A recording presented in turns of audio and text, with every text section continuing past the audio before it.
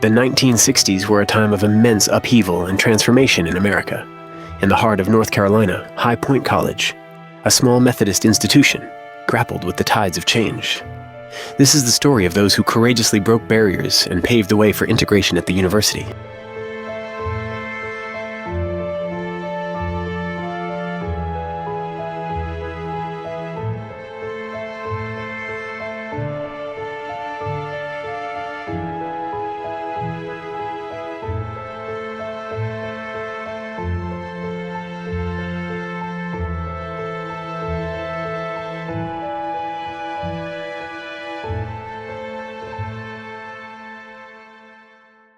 My name is Lenita Williams. I am circulation librarian here at High Point University, Smith Library, and I will be here, would have been here for 36 years in August. In my readings, I found out that President Patton, in his inauguration speech, and he started here in High Point in 1959, said that the racial problems went unresolved. And so there was not really a push to get more minority students.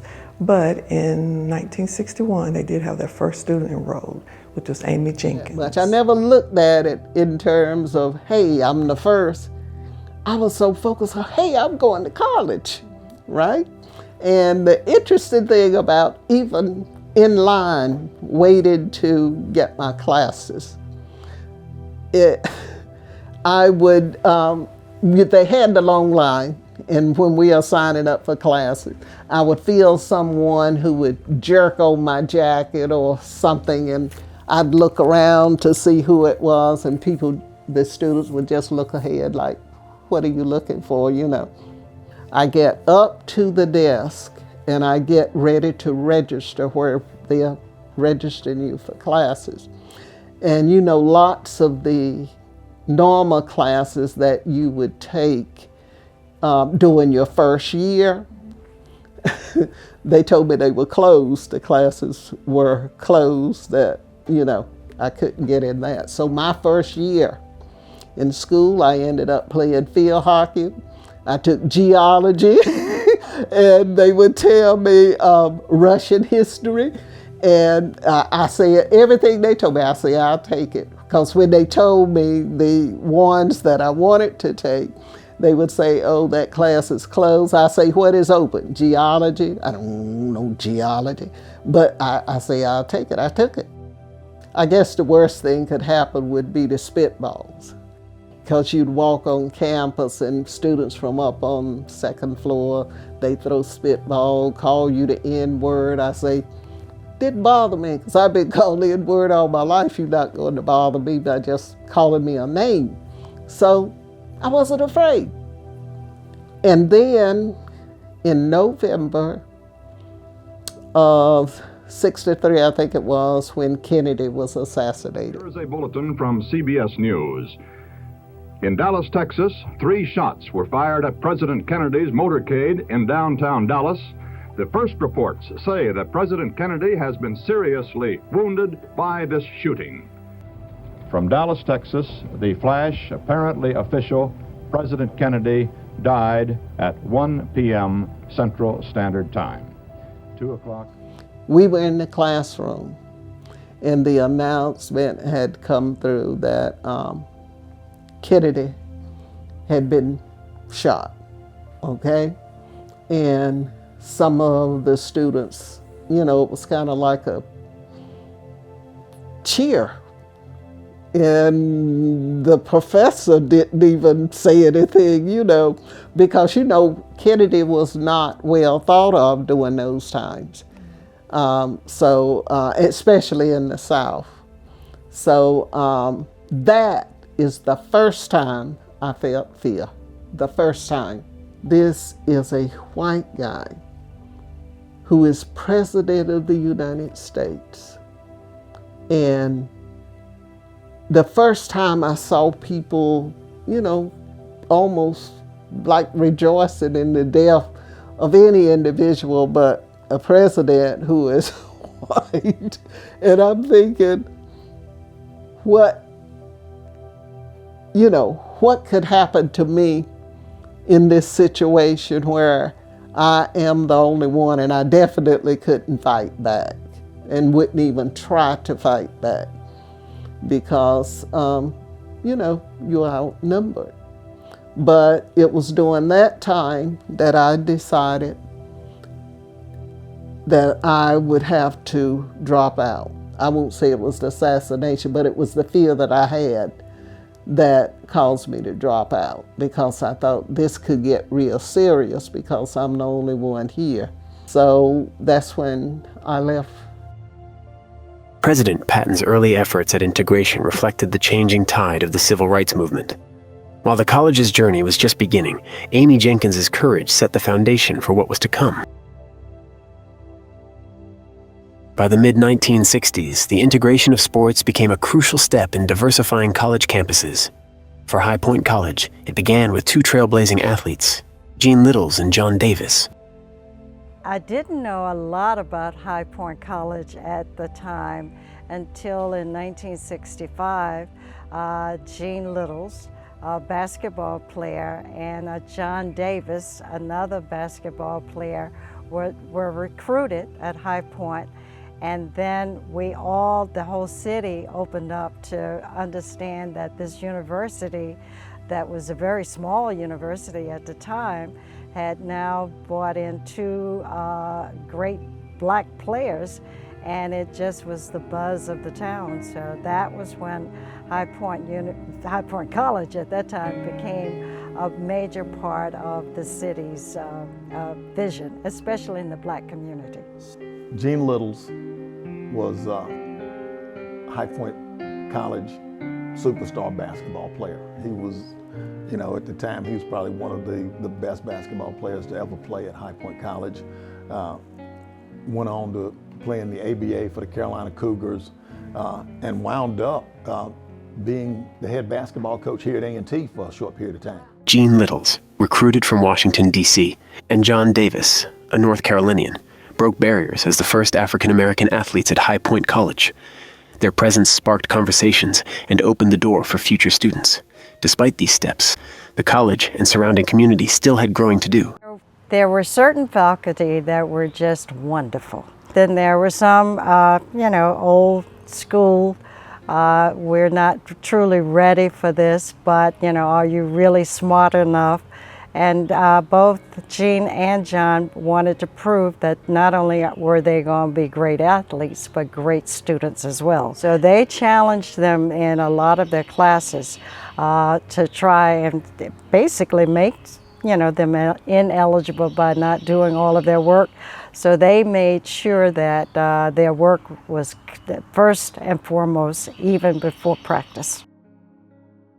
High Point College had a very low-key reputation in the city of High Point, oddly enough, in North Carolina, I would believe as well.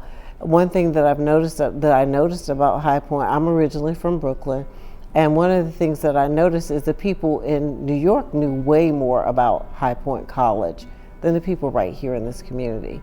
So I'm not sure that it was because people felt like they couldn't come.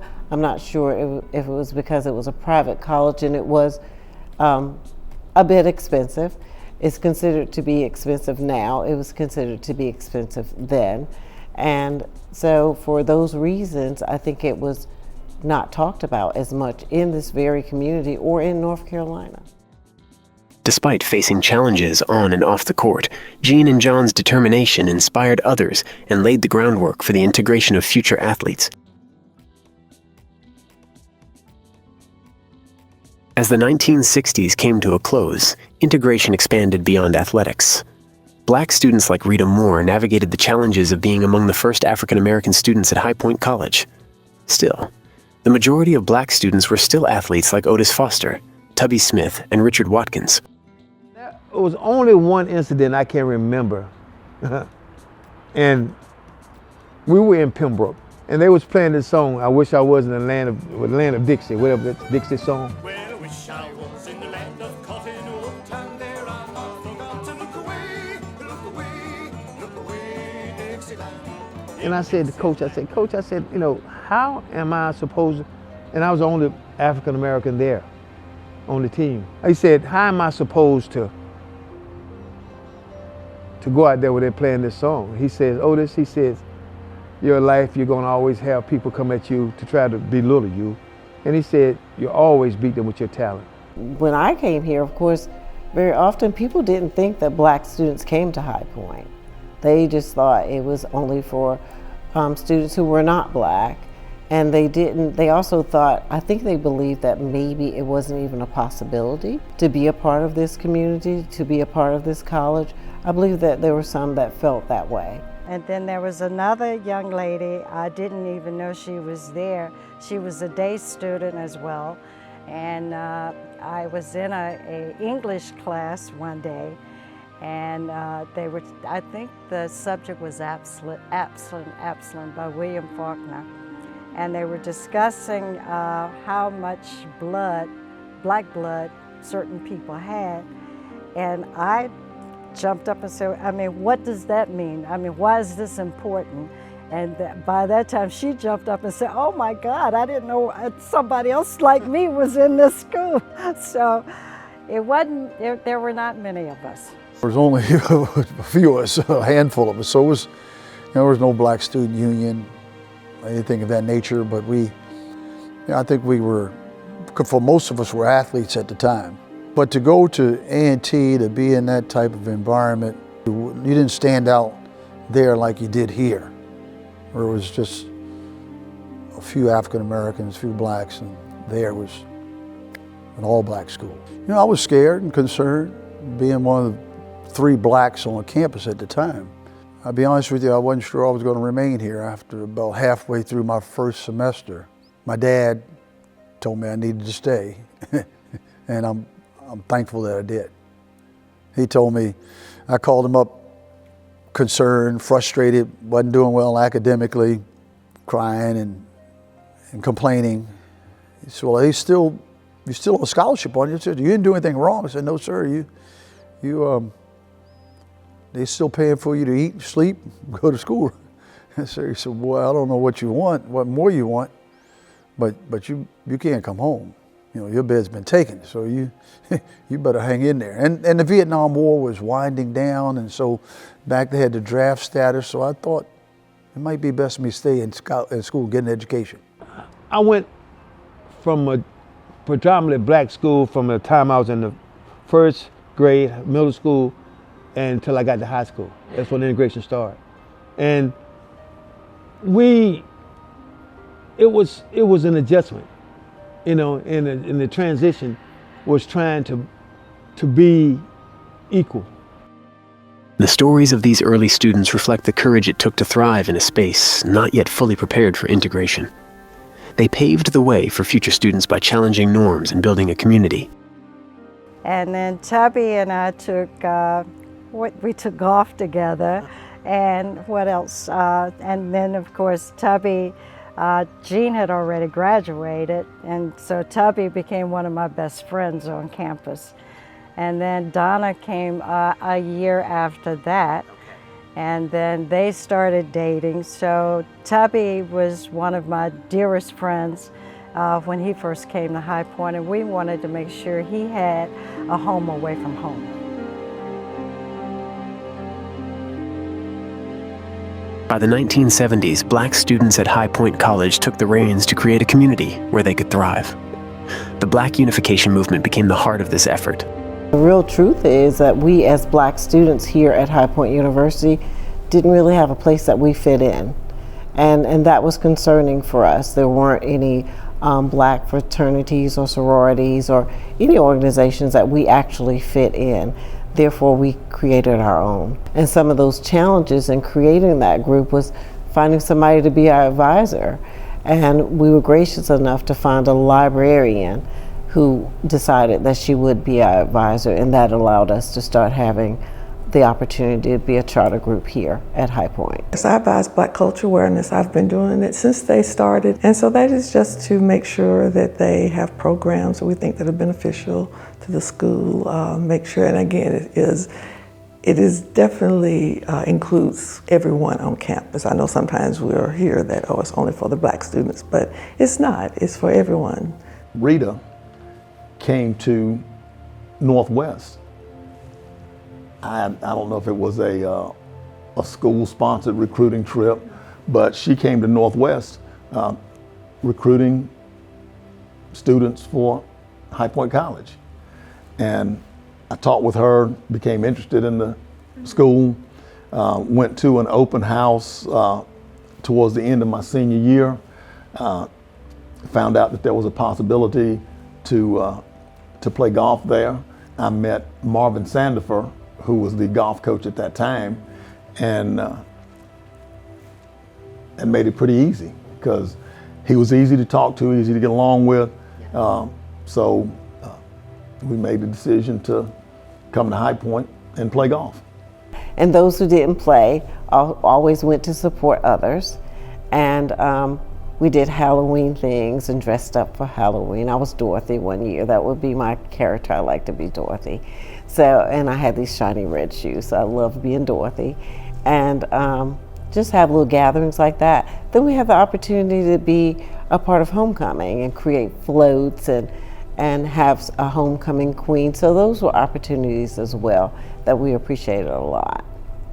Through advocacy and cultural celebration, the Black Unification Movement ensured that Black students had a voice on campus. They brought a sense of pride and solidarity during a time of change. But I'm here just to make sure that I'm here for them if they need any advice, any ideas of programming, of course having to sign off on things, so that's what I'm here for. I'm proud of several things about High Point College/University. I'm proud to be an alumni here. I'm proud of the Black Unification Movement. I'm proud of the things that High Point now does in this community. When I was here, one of the things I said earlier was High Point College was a silent part of this community. It was a place that the people in this city did not know about. Today, High Point University is a place that people in this city do definitely know about. They hear about, they see, they recognize that it was here. If any of you had the opportunity to see the pictures of the campus back in 1979, the 1980s, you know that Montanlou used to run right through it. We had to cross Montanlou, and it was only a few buildings, maybe 10 to 12. Otis is one guy from High Point that I can truly say we met during freshman orientation, and we've been partners ever since. You know, he calls me. You know, when you said, is there a relationship? The only real relationship that I have with High Point College that has withstood the test of time has been Otis. Not one regret. Regrets? No, not one regret. I made the best choice as school goes. I made the best choice as coaches goes. I made the best choice as far as Otis Foster goes, for me. The growth and the diversity, the equity, inclusion, that's all a part of what makes a university strong, or makes an organization strong. So I'm glad that we have had a positive influence and impact, you know, and I hope that's what the students, not just African American, but all students of all nationality, race, gender, we just hope they all understand that it's a great place to go to school, great place to get an education, and it'll be the best 4 years of your life, I can promise you. Today, High Point University stands as a testament to the progress made over decades of hard work and resilience. But the journey of integration is an ongoing story. I do believe it did achieve its goal. The fact that it exists achieved the goal. The fact that we created something that was an organization that became a chartered organization here, and that we had a place, and people, apparently we felt heard because that was allowed to happen, and that was important. So the goal was achieved, and we did have a place and a space, and we had the opportunity to educate and do some Black history and some other things, and bring some more culture and some more ideas and information to the campus. So yes, the goal was definitely achieved. I have played for Coach, like I said, Hartman, since I was in the 10th grade. and I was the only black guy then. So I never knew anything else, to the point that black, white, I just knew I was a baseball player. When you're out there at a sport, when you're playing a sport, that puts everything equal. It puts everything on the equal keel. Because if you excel, you're gonna play. If you're good, you're gonna play. You know, it's not about your skin color, it's not about anything about you, it's just about the ability. It's not black or white, it's just gray. I believe in the work that we are doing in helping people who are normally overlooked, in recognizing those community heroes and sheroes that have never been recognized for their hard work, that just kept families like mine going, and who I think they just need to be acknowledged, because they are the ones that really keep the community going. I think you may still at times that the students may feel like that they've got to work a little harder, you know, because unfortunately sometimes because of your race, people will look at you and say, well, you're lazy, or you don't know how to do this, that you feel like you've got to work hard, you've got to make sure you dot all your I's. But I feel like when I'm looking at the campus, I see more of the students together. It's not saying that we don't still have problems and all, but I think it is better than what it has been. I encourage people to stay unique and true to themselves at all times, in all rooms. And I'm not always sure what that means, because I think sometimes people have opinions of what people should be like, or based on their race, or based on their gender. I think people should be whoever they are. And that cannot be dictated by one's race. That cannot be dictated by one's gender. It can only be dictated by one's character and their true personality. And I say stay true to who you are. No matter what room you walk into, never allow anyone to make you feel like you don't have a voice. Use your voice. Use it respectfully. Use it positively, but use your voice to make change always in any way that you can.